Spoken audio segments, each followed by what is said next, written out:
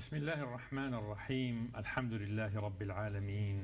والصلاة والسلام على سيدنا محمد وعلى آله وصحبه أجمعين.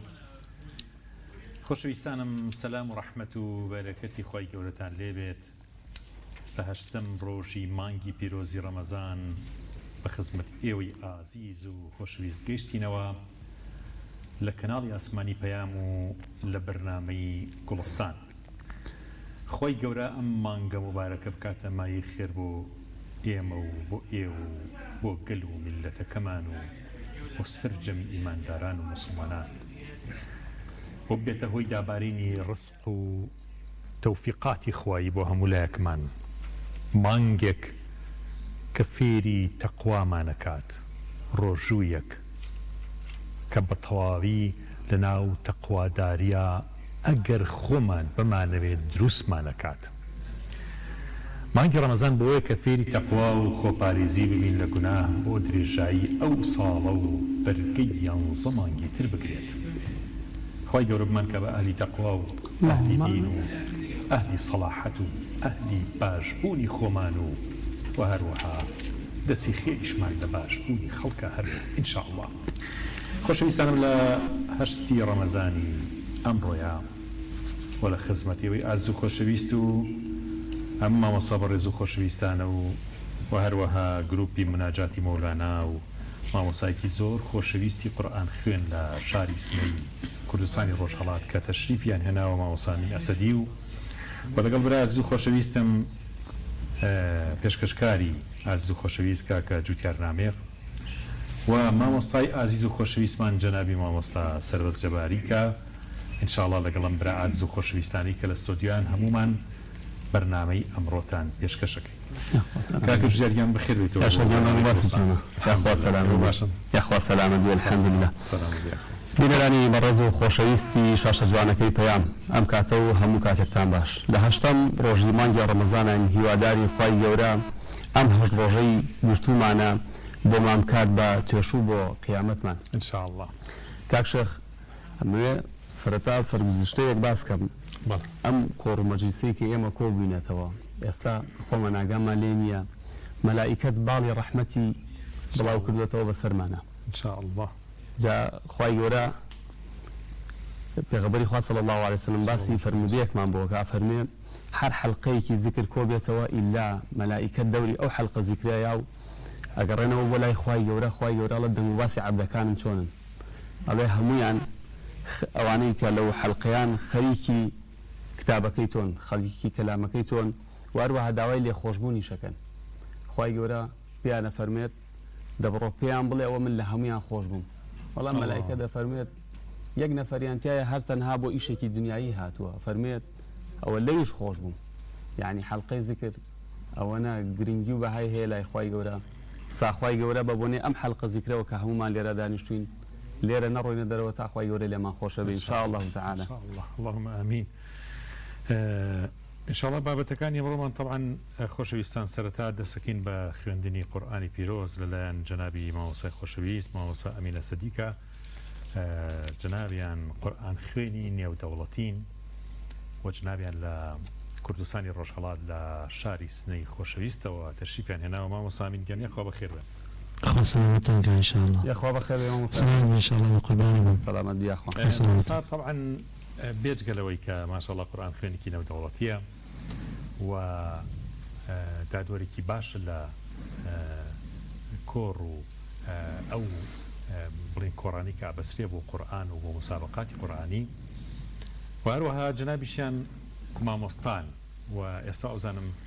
خانشین بوون. حەزەکەم مامۆستاگیان پێشکی باسێکی مامۆسایەتیمان بۆ بکەن لە ڕۆژهەڵات و لە ئێرانە و ئەزانم ئێستاش کە خانشین بوون ئێوە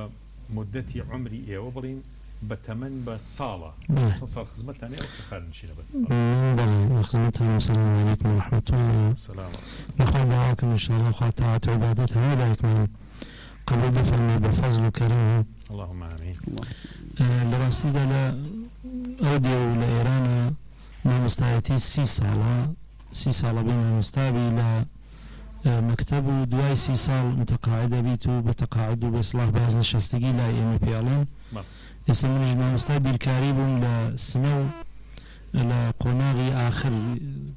کە بووم پێڵێن لە بیرستان تەدریسم ئەکرد بیرکاری و ریاضیات بە قەولێک ئێتر تقریبا 2 ساڵێک ئەبێ کە باز نشست بوو متقاعد بووم ئەوەڵا لە خزمەتانم قورئان و ماوەسایانی قورئان خوێن لەو دی و ماوەسا قەدیمیەکان جەنابەت دیارە سەرگوزشتە و بەسەرهاتیان گەشتێکمان و باس پێکمان خۆش بەڵێ لە کوردەواری ئەو دێ و بە تایبەت سنە الحەمدولله قاریان و ئەساتیدی زۆر باشی تێدا بووە و هەیە کە زۆری زەحمەتیان لەگەڵ قورئان و بە تایبەت تەجوید و سەوت و لەحن و ئەمانە کاریان کردووە و زۆری قوتابیان هەبووە و ئیسێژ هەمومان شانازی ئەکەین بەو ئەساتیزە کە زەحمەتیان زۆریان لەگەڵمان کێشا ئەوانەی کە ئیسە لە قەیدی حیاتن و ئەوانەیش کە بە ڕەحمەتی خوا چوون ئینشاءڵڵا ئەم ڕۆژیان کە هەشتمین مانگ ڕۆژی مانگی ڕەمەزانە لە بەهەشتا یەکی لە خۆشترین ڕۆژەکانیان بێ لەناو نعیمی ئیلاهیا بن ئینشاءڵڵا بەداخەوە ئێمە لە ساڵی ڕابردووە لە سنا زۆر بەداخەو یعنی ساڵێک وردێکی لێ تێپەڕ بووە کە 4 کەس لە خۆشەویستانمان بەداخەوە بەهۆی تەسادف ماشین و نەخۆشینەوە لە دەستیانماندا ئەساتید بوون باش وایە کە ناوەکانیش هەر لێرا بێژم یادێکیان لێ بکەین و دوعای خێریکیان لێ بۆ بکەین بە زوانی ڕۆژەوە مامۆستا سەید مەهدی حسەینیمان هەبوو جوان بوو بەداخەو نەخۆشینێکی خراپی کرد و خوا لێمانی سەندەوە کاکە ڕزای نەوابی کە یەکێ لە خۆشەویستانمان بوو دۆستی من بوو برادەری من بوو ئوستادی من بوو ئەویش هەروەها نەخۆشینێکی گرد و خوا لێمانی سەندەوە دوای ئەوە کاکە ئەحمەد ئەحمەدیانیمان بوو جوان بوو بەداخەو لە جوانیە ئەویش بە تەسادف تیاچوو بەداخەوەش یەکە لە ئەساتید بوو ئینشاءڵڵا جێگەی خۆش بێ لە بەهەشتا دوایەوە ئەخیرەنی لە ماوەی ئام 1-2 هەفتە ئوستادێکی زۆر گەورە کە لە تەجویدە بەڕاستی ئوستاد بوو ئوستادی هەموو لایەکمان بوو هەر کەسێ لە سنا تقریبا بەعلى الخصوص مامۆستایانی ئائینی زۆر جێگە دەسی ئەو مامۆستا منوچێرگرامیارە کە خوا لێ خۆش بێ ئینشاءڵڵا دیارە بەداخەوە ئەویش لەم 1-2 هەفتە بە نەخۆشینی تیاچوو خوا ئینشاءڵڵا جێگەیان ئەوانمان بۆ پڕۆکاتەوە بە باشترین شێوە ئەوانەیش کە ماون جێگەی ڕێز و احترامن زۆرێکیان کاکە زاهید مرادی ئوستادی بەندە بووە کاکە سەید عەباسی حسەینی قاریانی باشمان هەیە کاکە فوادمان هەیە کە عەبدوڕەحمانی مامقولیمان هەیە کاکە سەید عەباس عەرزم کرد کاکە فەرزاد و کاکە فواد مەولودی زۆر کاکە حەمید وەکیڵی زۆری لەو دۆسانە قارین و هەر ئەم دۆسە خۆشەویستمانە کەیسە لێرا دانیشتوێ کاکە میهران خاردیش هەر قاریە و قاریکی زۆر دەمخۆشە و سەبکی عێراقی زۆر خۆشە خوێنێ ئەگەر عێراقیمان بۆ خوێنەی تر ئەوێ ئەوانەی کە لێرە عێراقی خوێنن بڕنەوە بۆ ماڵسەکەندی هەر لە خزمەتانە بین ئینشاءڵڵا بە دەست پێ بکەین بە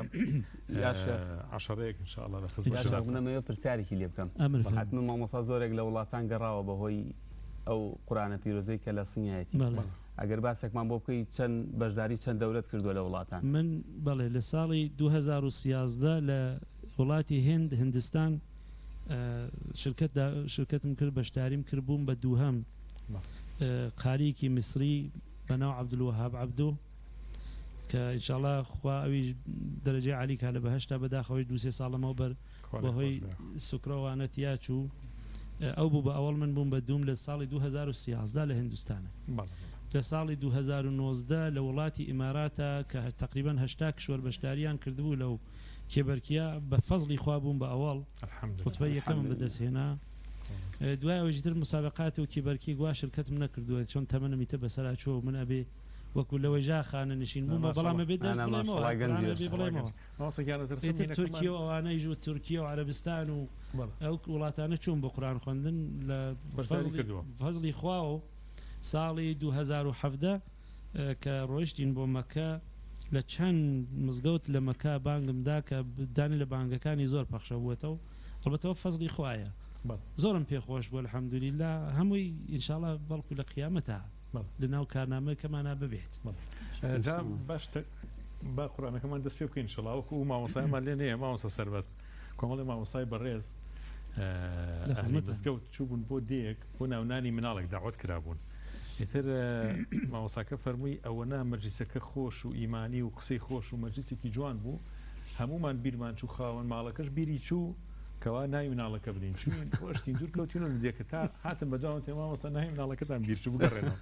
باز ناویشتە قورئانەکەمان بیر وڵا نەچێت. خۆ من پێم خۆشە لە بیرتان بچێتەوە چۆن هەر نەنووستوم دادوەریمان کردووە لەم ماوەی چەند ڕۆژە بەڕاستی دوێشەوە هەر نەنووسین تا پاشەی ئێمە دادوەر بووین پاشەویش کەیتر دوایەوە خەوێ وامان نەبووە بەداخەوت تۆزێ دوچار نەخۆشینیش بووم لە سەرماوانە بەڵام هەرچی بتوانین ئینشاءالله تیلاوەت ئەکەم. فەرمو قوربان.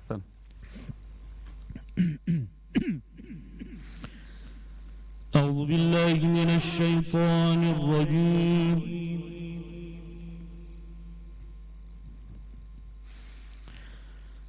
بسم الله الرحمن الرحيم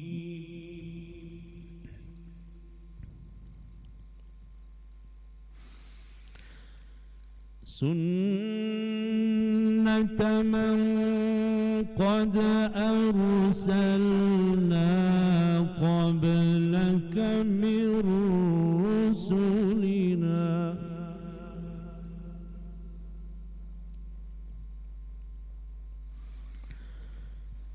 ولا تجد لسنتنا تحويلا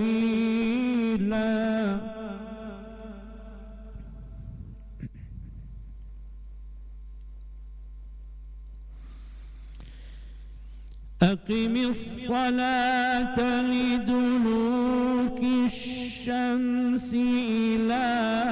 غسق الليل وقرآن الفجر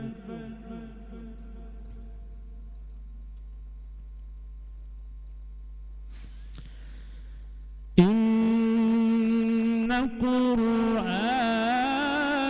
الفجر كان مشهودا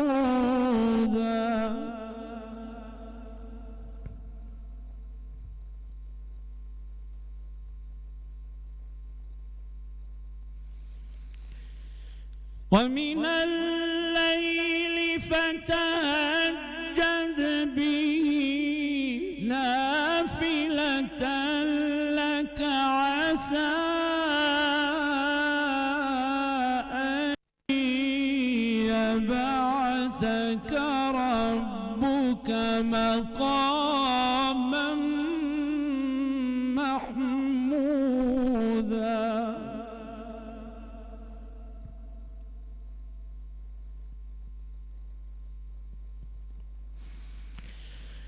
وقل رب أدخلني مدخل صدق وأخرجني مخرج صدق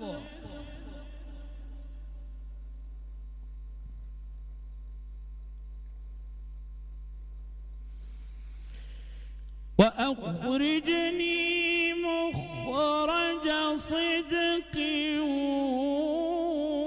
واجعل لي من لدنك سلطانا نصيرا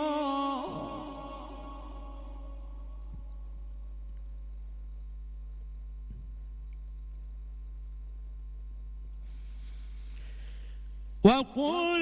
جاء الحق وزهق الباطل إن الباطل كان زهوقا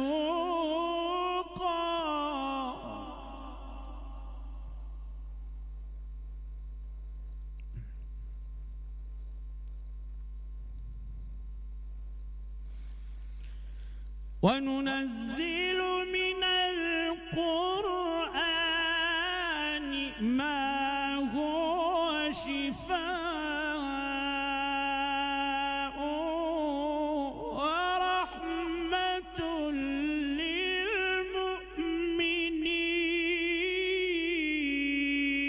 للمؤمنين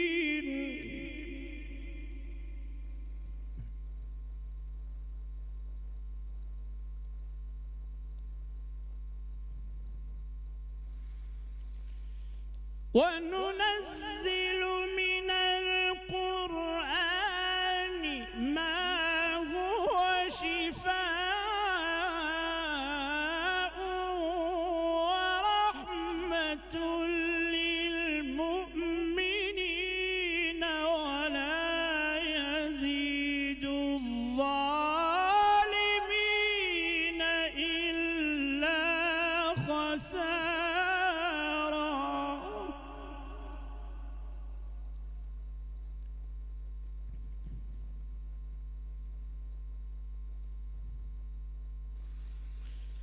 وإذا أنعمنا على الإنسان أعرض ونأى بجانبه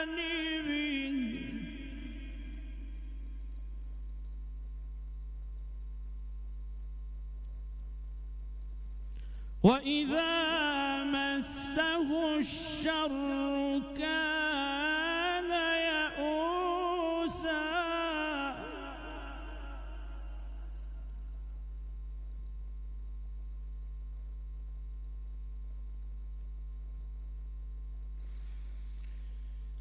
قل كل يعمل على شاكلته فربكم أعلم بمن هو أهدى سبيلا.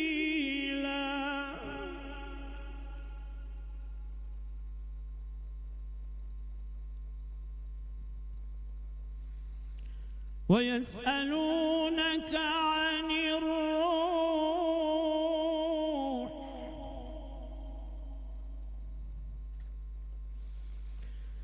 قل الروح من أمر ربي وما أوتيتم من العلم إلا قليلا. صدق الله العظيم.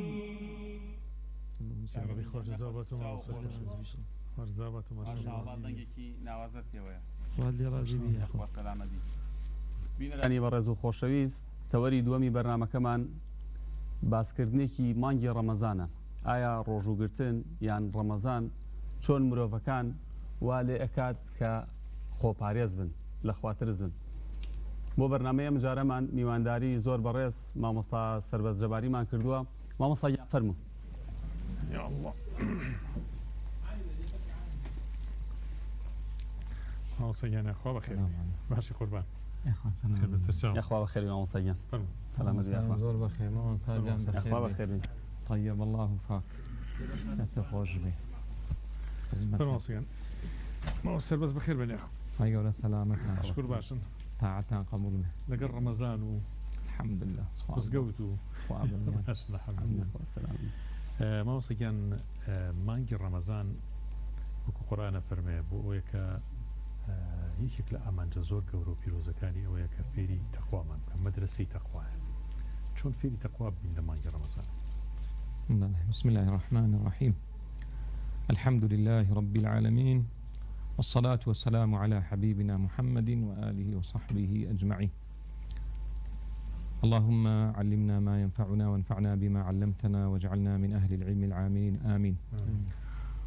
صلاة خواهي قولا لها موتان بسرجم بينران وبسلان خواهي پروردگار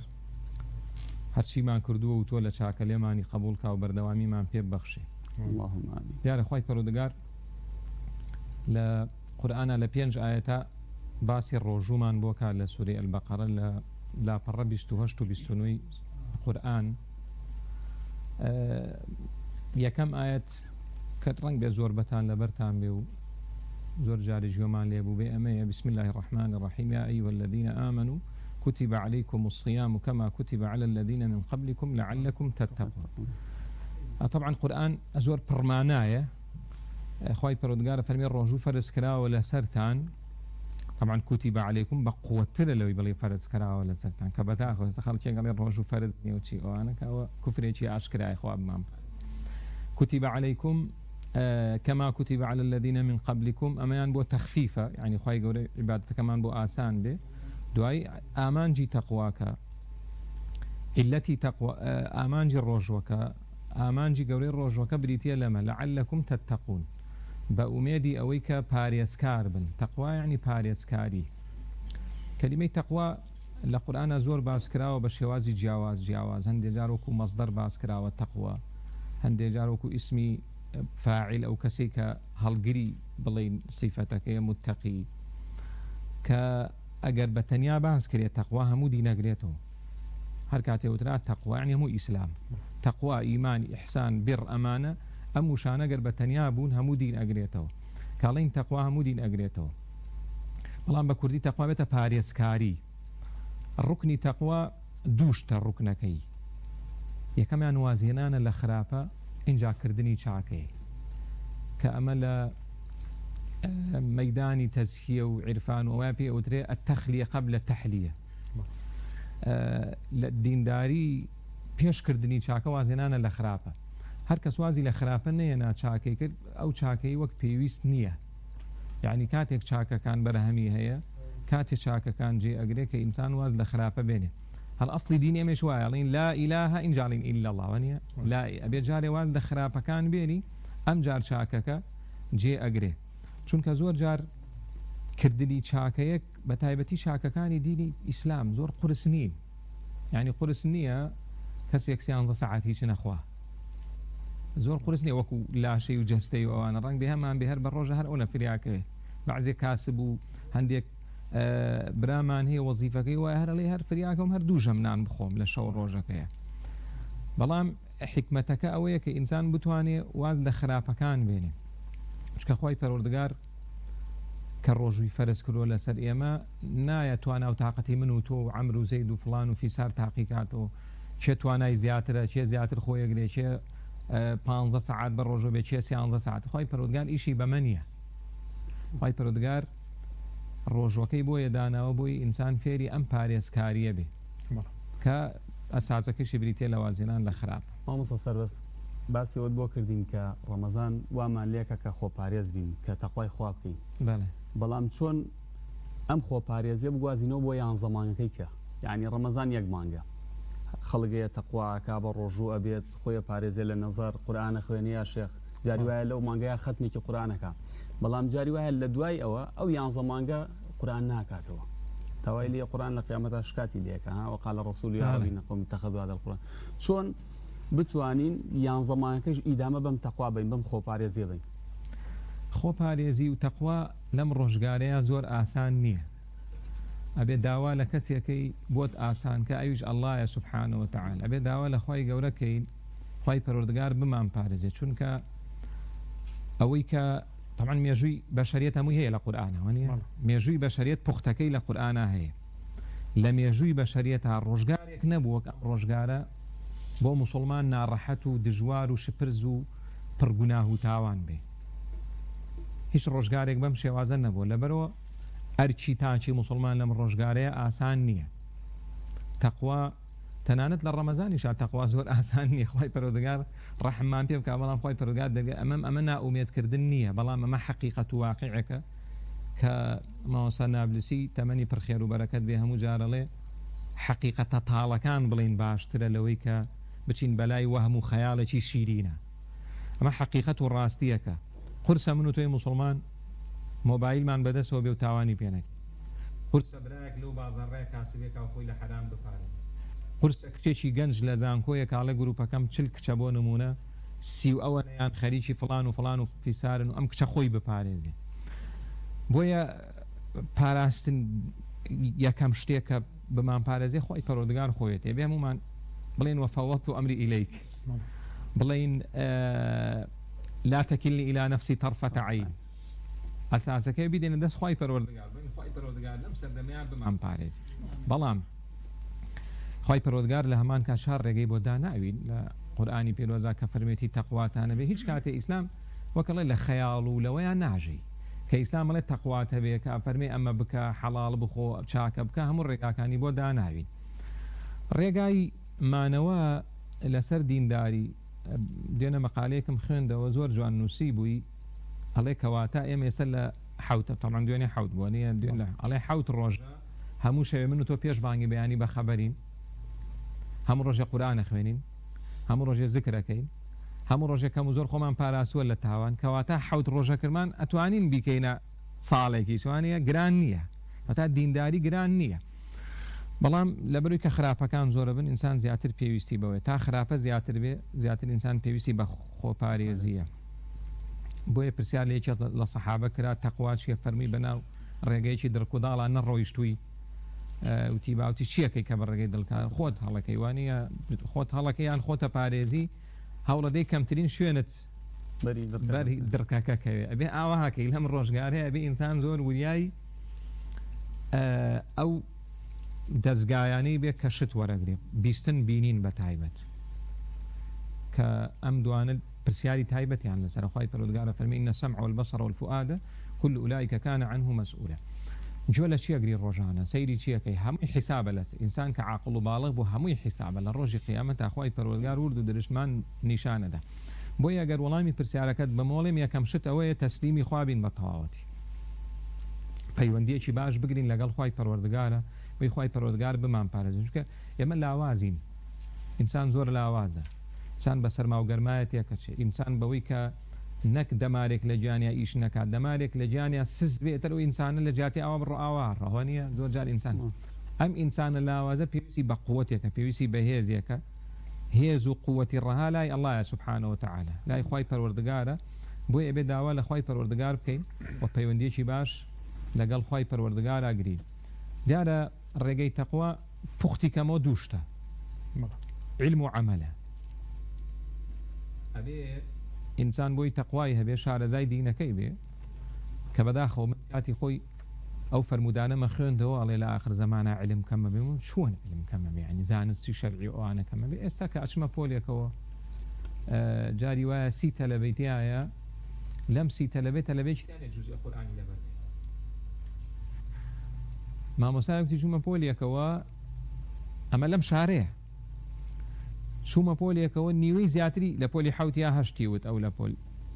نیوەی زیاتری سورەی فاتحەیان نەزانی ئەمە بێ ئاگابوون لە دینە زۆر مشکلەیە لە کاتێکا دینی ئێمە دینی ئیقڕەءە لەن یەکەم ئاەت کە دابەزیوە لە قورئانە کە زۆر جار وتومە ئەڵێن 12 ملیۆن وشە هەیە لە عەرەبیە 12 ملیۆن وشە لە ناو 12 ملیۆن خوای پەروەردگار چی هەڵبژار و کرێتێ دەستپێکی وەحی ئیقڕە کەواتە دینی ئێمە بنیان دراوە لەسەر ئەم علم و زانست و زانیاریە هەتاوەکو ئینسان بخوێنێ و بخوێنێتەوە بە تایبەتی شتی بەسوود ئەو کاتە تەقواکەی زیادە بێ بەس ئینسان دوو لە ڕێوە جاهیل بوو هیچی لە دین نەزانی هەر نەیزانی فاتحە چییە فاتحەی نەزانی ئەمە مامۆستایەتی لە زانکۆ پرسین الله صەمەد یعنی چی لە زانکۆیەک نەزانی الله صەمەد یعنی چی بە تایبەتی لە بەشێکی پێشکەوت و ئەوانەیە کەواتە ئێمە ئێستا بە دەرەجەیەک موسڵمانان گرفتی علممان هەیە ینی بەرچاو ڕوون نین ئەم جار میدیاکانیش ئیش لەسەرەواکەن بەرچاوڕوونی خەڵک تەواو تێکچێت چۆن میدیایەک بە پارێکی زەبەلاح کەناڵێک بە پارەی ئەم میلەتە کەسێکێنێ بە ناوی دێڵن ڕۆژ و فەرز نییە کەسێکی ترێنێ بە ناوی دێنڵێ سەرپۆش فەرز نییە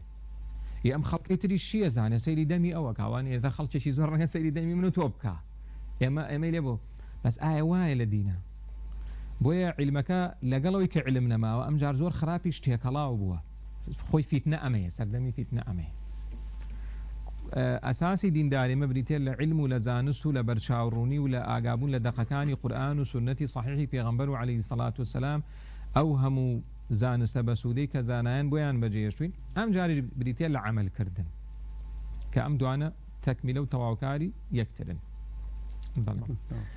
ماوسەگیانی خوا دەست خۆش بێن بە ئیسراحەتێ بکەی جنابێشە وجزاك الله إن شاء الله چینە خزمەت براز و خۆشەویستەکانمان ماوەسا میهران و عەلی ڕەزا زەندی و گروپی مناجاتی مەولانا و ئیمڕۆ کاکە خزمێکیشتان هاتووە بێ زیاتر دەنگتان خۆش بێ و إن شاء الله مامۆستا لە خزمەتان بخير من يا أخوة. السلام عليكم ورحمة الله. وعليكم السلام ورحمة الله. بس خوشي لجنابتان. ئستازی خۆشەویستم کاک ئەمینی ئەسەدی وەڵام مامۆستای بەڕێز استفادەمان کرد لە خزمەتان هەبین انشاءالله. کاکە میرام زایم بۆ ئەمڕۆ چیت بۆ ئامادە کردی؟ وڵاوتم لەسەر مەقامەکەی مەرحوم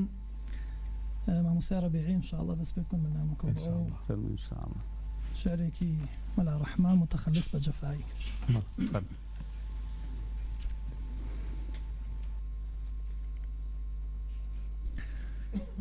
إلهي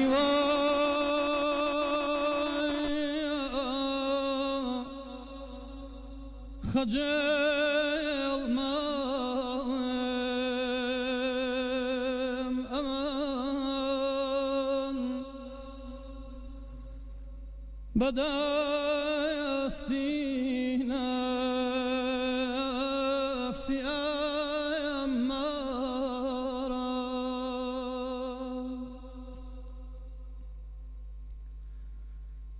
إلهي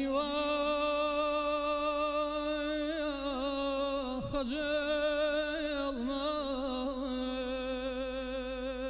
أمان بدأستي نفسي أمارا فأنا بوكي برم غيري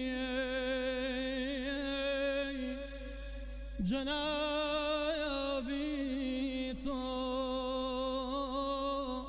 كستارا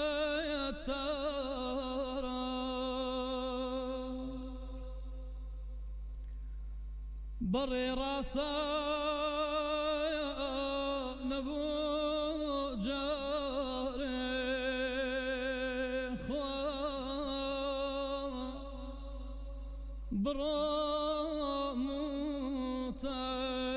براموتر كدان يا كم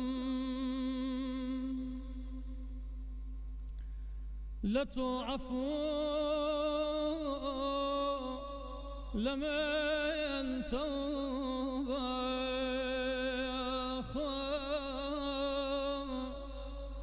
طلبك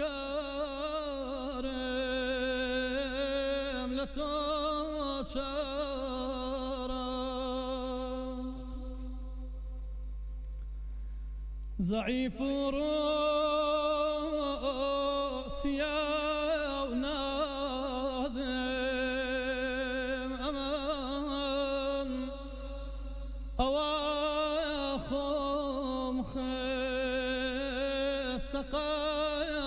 خستقافيتو كتو خاون سخاواتي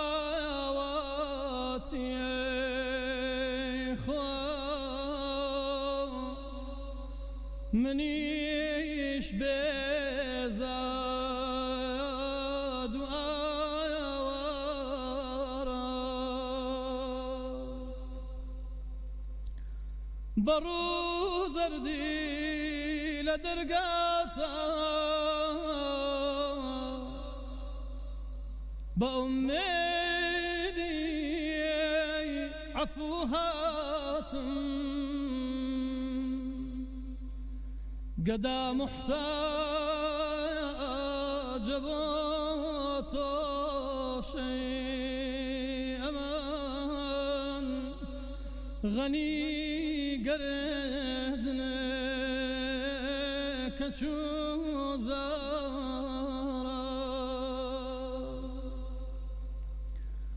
بباراني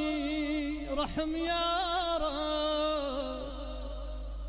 درختي باخي مانا خزاني كفر ليلة دي كري فرع قرب مارا ختي لا تقنطوا من رحمة الله نويدي حق جفایی بست مغفوری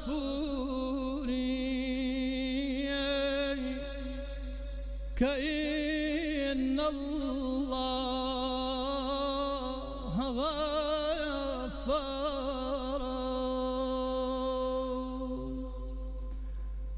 هر شو تاكو بربايا هر بيان تاكو شار هار بكي البقيان لا إله إلا الله هار بكي البقيان لا إله إلا الله شتاكو بربايان هر بيان تاكو شار هار بكي البقيان لا إله إلا الله هار بكي البقيان لا إله إلا الله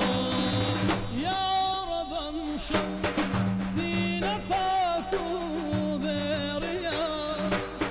ضل سراسر كرلشتي كبرياس يا رب امشي سينا باكو برياس ضل سراسر كرلشتي كبرياس ديدا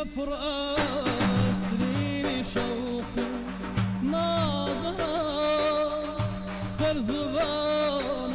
هرلا برا نيدو عاس شوتاكو برغايا الله رغايا انتاكو شاء الله شوتاكو برغايا رغايا انتاكو شاء هوار بكين بقيان لا إله إلا الله هوار بكين بقيان لا إله إلا الله يا ربي محرم اشكي عاشقاي عاشقاي يا رضيق بليل ويجي عارفاني عارفاني هي بلاهي هار شريدا ما وكان لا ما وكان مرهمي زامي بريني بيك صاني بيك صاني بأميدت هلا سررقي ختاس بأميدت هلا سررقي ختاس دستو بال ديل زندان نيجا فاس شتاكو برغايا برغايا انتاكو شاي هوار بكين بقيان لا إله إلا الله هوار بكين بقيان لا إله إلا الله يا ربي رحمة وكوها وريبها دافوشي دشتها ورازوها هل أجوشي قاه نسيني بقرار قاه شوري قردي قولا شرمسار بأميدت بندغرقي صدق ناس تيرا براني كوا روجي جزار خۆی گەورە تۆفیقتان با یا ڕەبی دەستان خۆش بێ ئینشەڵڵا. یا شێخ من جارێکیان سەری درامایەکی ئێرانیم کرد مەڵە لەو درامایە قسەیەکی زۆر جوان کراوتی ئەمەی ئەکتەرەکەوتی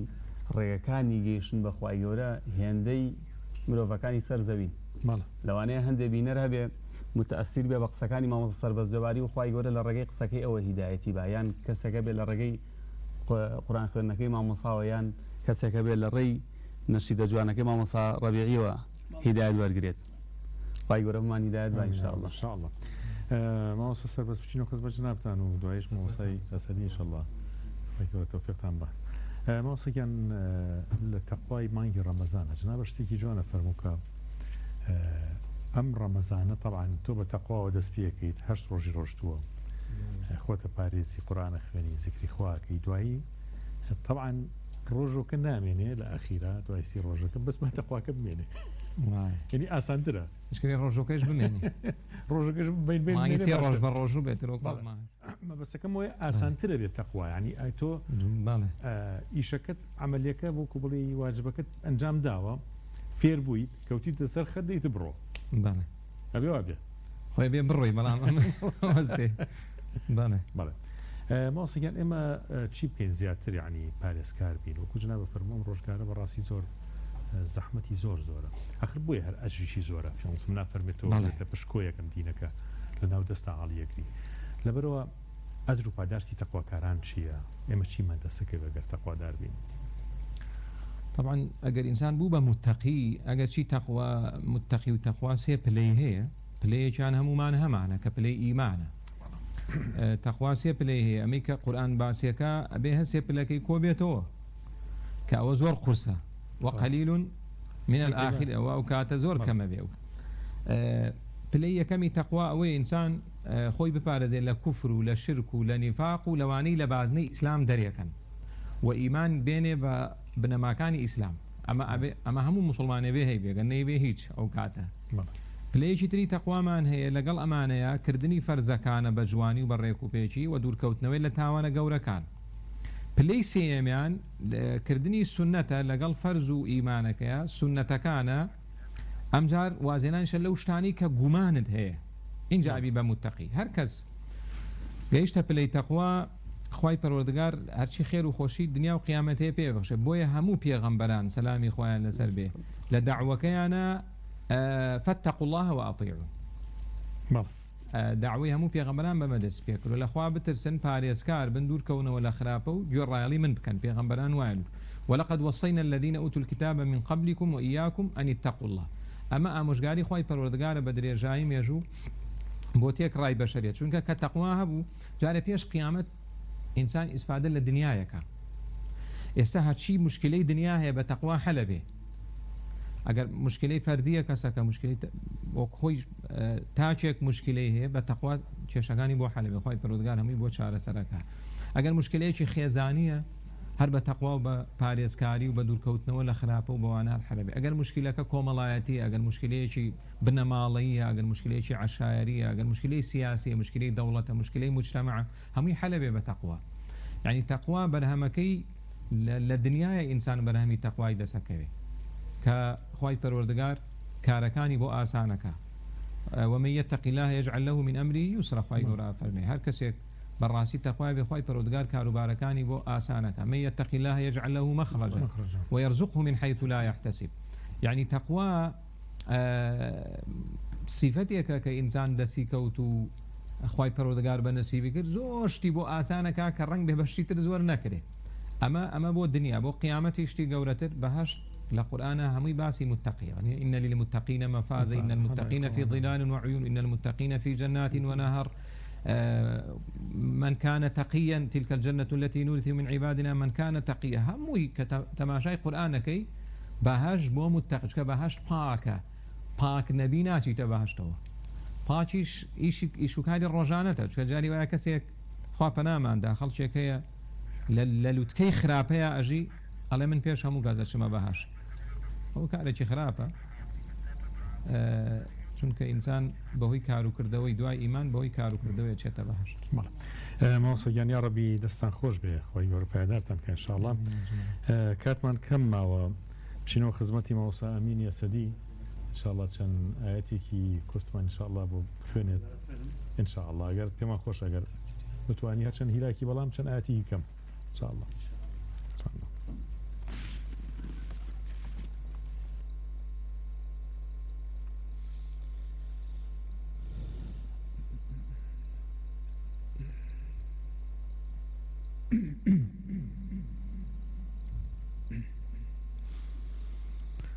أعوذ بالله من الشيطان الرجيم.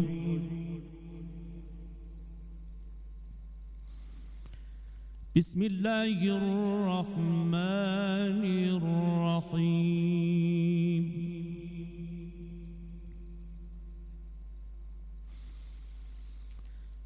يا عباد لا خوف عليكم اليوم ولا أنتم تحزنون.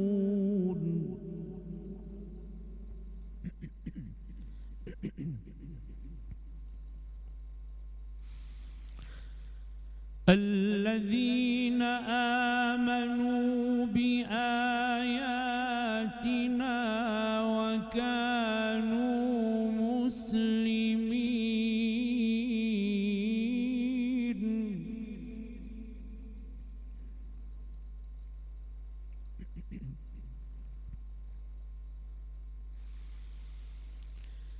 يا عباد لا خوف عليكم اليوم ولا أنتم تحزنون.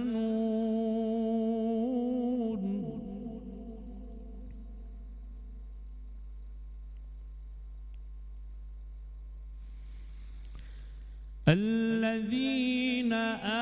آمنوا بآياتنا وكانوا مسلمين.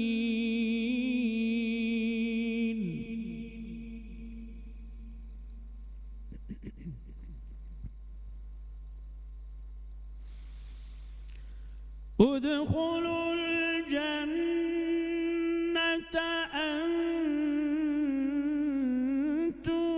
وأزواجكم تحبرون.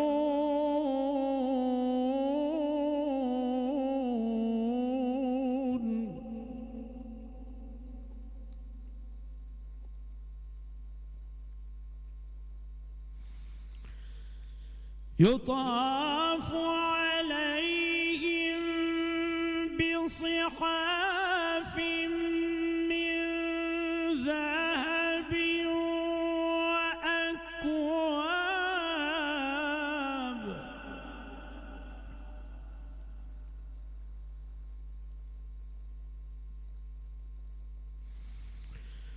وفيها ما تشتهي الأنفس وتلذ الأعين.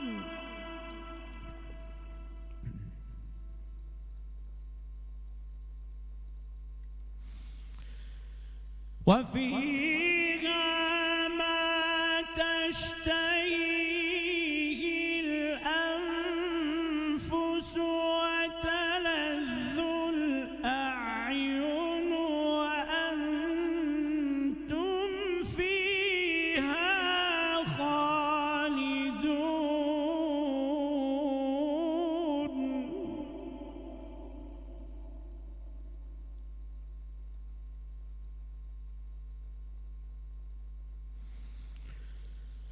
وتلك الجنة التي أورثتموها بما كنتم تعملون. لكم فيها فاكهة كثيرة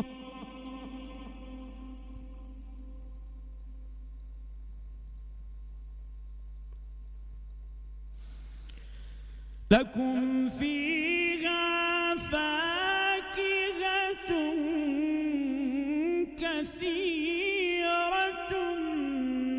منها تأكلون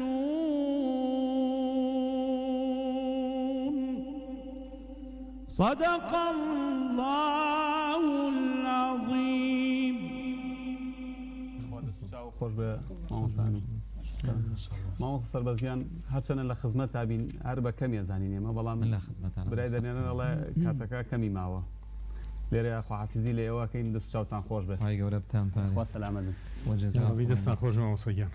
حەزێتماندان جا بە ڕەمەزانە مەتایبەتی بە عەسەلان زۆر زەحمەتە ئێمە تەوتیری ئەوەکەین کە جنابتان هاتوون مامۆستا میگیان جنابیش ئەتوانی ئیستراحەت بکەیت قربان لخزمت يخبر بالمسلا قربان مامۆستا گیان خوا حفسان بێ مامۆستا میگیان زۆر خۆشحاڵ بووین یا ڕەبی بەخێر بێ خۆشحاڵ خۆش عزتمانە هیلاکمان کردی خوارزابەت یا دەستان خۆش مامۆستا گیان سەلامەت یا ڕەبی یخوار لەشان ساغ بێ قربان گیان لێرەوە دەرگاکە پڕ بوو مامۆستا گیان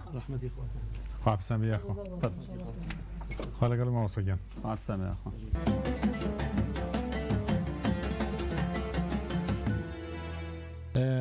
ئاسیزانم دیارەیەمە کۆڕ و مەجلیسی هەشتم ڕۆژی مانگی ڕەمەزانمان زۆر پڕبەرەکەت و جوان بوو بەڕاستی ماوەسا ئەمینی ئەسەدی بەڕاستی کاک میهران دەنگێکی عەجیبی هەیە ماشەڵڵا ئاوازێکی زۆر جوان زۆر متەمەکن خۆی گەورە پاداشتی باتەوە بەڵێ ماشاءالله ئەگەڕینەوە ئەی جنابتان واستان لێ نایەنین گروپی مناجاتی مۆلانا لە خزمەتتان فەرموو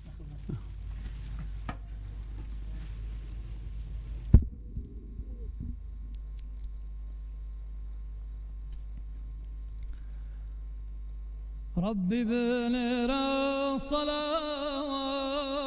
صلوات بو حبيبي خوش لقايته أحمد وأسعد محمد محمد مجتبى يا مصطفيته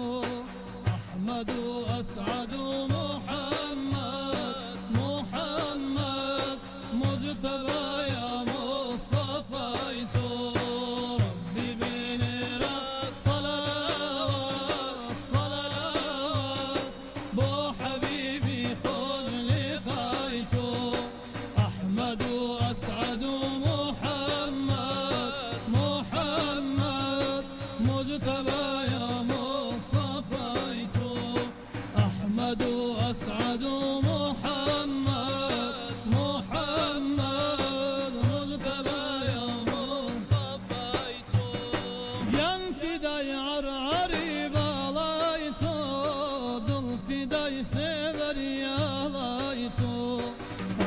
شايا اوي بتابر بتابر سبري بالي همايتو هاد شايا اوي بتابر بتابر سبري بالي همايتو ربي بنرى صلوات صلوات بو حبيبي خوش لقايتو أحمد وأسعد محمد محمد مجتبى يا مصطفيته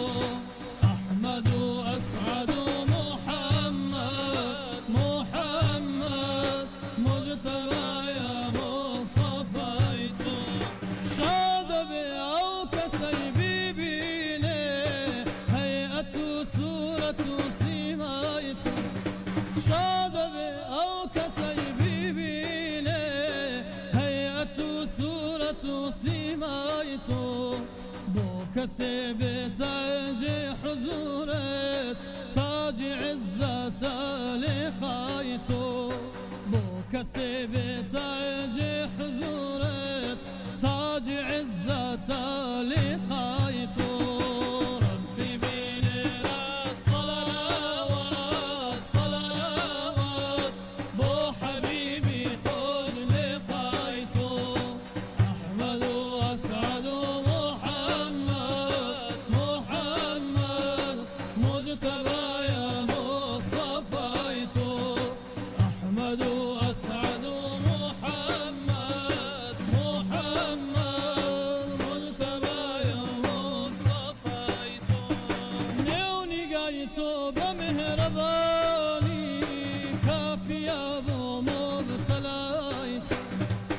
وەجری تاریخی تۆ کە دەرکەوت شەوقی داوە لەبەر سەفای تۆ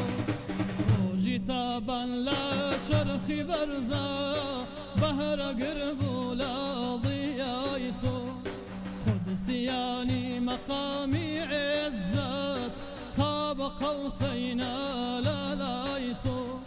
قودسیانی مەقامی عێزەت قاب قەوسەینە لە لای تۆ ربی بێنێرە سەڵاوات سەڵاوات بۆ حەبیبی خۆش لقای تۆ ئەحمەد و ئەسعەد و محەممەد محەممەد مجتەبایە و مستەفای تۆ ئەحمەد و ئەسعەد و محەممەد محەممەد مجتەبایە مستەفای تۆ یا مزەمل بۆ خەڵاتت یا مدەثر بۆ کاڵای تۆ یاسین لەقەب تەشریفت تاها بۆ بەدری گۆنای تۆ صاحبە سەیدە مەولانا بۆ هەموو عالەم مەولای تۆ ئەم جیهانە چیەی زوڵماتە زوڵماتە گەر نەبێ نووری چرای تۆ ئەم دنیایە چای زوڵماتە زوڵماتە گەر نەبێ نووری چرای تۆ ربی بێنێرە سەڵاوات سەڵاوات بۆ حەبیبی خۆش لقای تۆ ئەحمەد و ئەسعەد و محەممەد محەممەد مجتەبایە مستەفای تۆ ئەحمەد و ئەسعەد و محەممەد محەممەد مجتەبایە مستەفای تۆ بە هەموو ڕەهبەرانی عاڵەم هاتنە جێگەی اقتدای تۆ قەت تەواو ناوێ بە تعریف قەت تەواو ناوێ تعریفت خلق عظیم سنای تۆ اللهم صل على اللهم صل على محمد وعلى آل محمد خۆتان پارێزە یاخوا سەلامت بن کاک عەلی ڕەزا تۆش دەست خۆش بێ بە دەفەکەت ستۆدیۆکەمان تەواو گەرم کردەوە یاخوا سەلامت بی بینەرانی بەڕێز و خۆشەویست تەوەری ئاخیری بەرنامەکەمان لەلایەن کاک شێخەوە بە دەستە مبارەکەی دوعایەکی باشمان بۆ ئەکا و ساخوای گەورەش بەهۆی دوعاکەی ئەوانەوە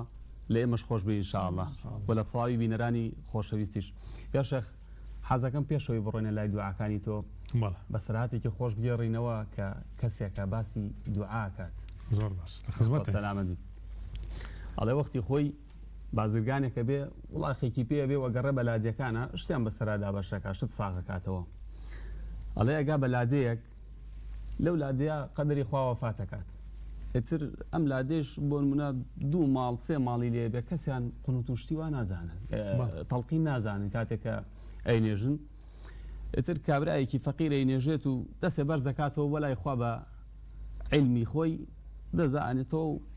ئیتر دوایە کە مناڵی ئەم پیاوە بەڕێزەکە مردووە سۆراغی باوکیانەکەن ئەگەڕێن لادێ بە لادێ دەی بزانی باوکمان